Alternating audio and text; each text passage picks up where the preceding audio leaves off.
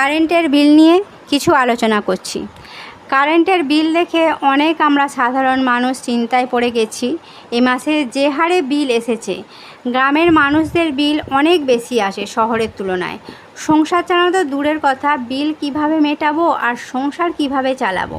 আগে গরমের সময় ধরো আমাদের বিল আসতো এই 4.5, এখন আসছে সেটা 8,500, মানে ডবল। ভাবতে পারো, এটা হয়তো সবারই হয়েছে।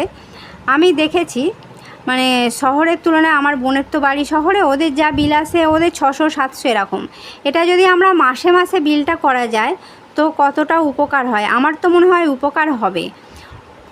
তো শহরের তুলনায় গ্রামে এত বেশি বিলের অভিযোগ শোনা যায়, সেটির স্বচ্ছ ব্যাখ্যা কিন্তু হওয়া দরকার। বিদ্যুতের বিলের স্বচ্ছতা থাকুক, প্রকৃত ন্যায্য বিল নেওয়া হোক, এটা কোনো অভিযোগ নয়, আমার সাধারণ মানুষ হিসেবে প্রশ্ন, প্রত্যাশা। গ্রাম শহর সবাই সমান সুযোগ সুবিধা পায়। আশা করি সরকার এই কথাটা গুরুত্ব সহকারে নজর দেবে।